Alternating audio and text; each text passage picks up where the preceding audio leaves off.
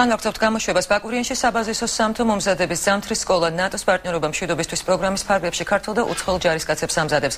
სამთო სწავლებაში ქართულ სამხედროებთან ერთად ნატოს წევრი და პარტნიორი ქვეყნების 21 სამხედრო მოსამსახურე მონაწილეობს. კურსის მიზანია სამხედროები მაღალმთიან რეგიონებში სხვადასხვა ოპერაციებს დაეუფლონ. კურსი დაბა ბაკურიანში 25 თებერვალს დაიწყო და 15 მარტს საჩხერის სამთო მომზადების სკოლაში საზეიმოდ დაიხურება. როგორ მიდის საქმეები დღეს? კარგად არის ყველაფერი, ნელ-ნელა წინ მივიწევთ. ყველაზე რთული მონაკვეთი უკვე დავძლიეთ. თუმცა მაინც მინდა ვთქვა, რომ ეს კურსი რთული აღმოჩნდა. ჩვენი მიზანია სხვადასხვა უნარჩვევები დავხვეწოთ. ქართულ სამხედროებთან ერთად საბაზისო ზამთრის მომზადების კურსს უცხოელი სამხედროებიც გადიან. საჩხერის სამთო მომზადების სკოლა ნატოს პარტნიორობა მშვიდობის პროგრამის ფარგლებში სამხედროების მაღალმთიან რეგიონში სხვადასხვა სახის ოპერაციების ჩატარებას ასწავლის. კურსის დასრულების შემდეგ მსმენელებს ჩაუტარდებათ სხვადასხვა სახეობის ტესტირებები სამთო ტექნიკურ მომზადებაში, წარმატების შემთხვევაში მათ მიეცემათ სერტიფიკატები და ისინი მოწვეული იქნებიან შემდგომ კურსზე, რომელიც არის შუალედური სამთო მომზადების ზამთრის კურსი.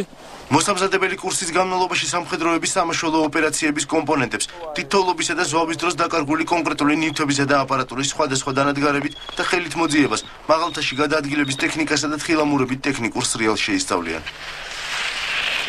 იმ შემთხვევაში თუ ქვედანაყოფი გადაადგილდება მაღალმთაში და შეხვდა რამე დაბრკოლება და უწევთ დაუგეგმავი ღამის გათევა, ისინი ისწავლიან და სწავლობენ და ისწავლეს თუ როგორ უნდა მოაწყონ თავშესაფარი თოვლში. კურსი საკმაოდ რთულია, მაგრამ იმდენად მრავალფეროვანი და საინტერესოა, რომ კურსანტები ხალისით და მოტივირებულად გადიან ამ კურსს. სამთო სწავლების ამ კურსში ნატოს წევრი და პარტნიორი ქვეყნების 21 სამხედრო მონაწილეობს. მათ შორის არიან უკრაინის, იორდანიის, სომხეთის, ლიტვის, ესტონეთის, გერმანიისა და ნორვეგიის სამხედრო მოსამსახურეები. მოსამზადებელი კურსის მონაწილე პერსონალმა მთიან რელიეფზე თავშესაფრის მოწყობის პრინციპებით შეისწავლეს. სამხედროებს თავისივე ძალებით მოწყობილ თავშესაფარში მაღალმთიან რეგიონში ღამის გათენებას მოუწიათ. ამ კურსის განმავლობაში ყველაზე მეტად მომწონს თუ როგორ ვეუფლებით თხილამურზე სრიალს მთაზე ასვლას და კლდეზე ცოცვას.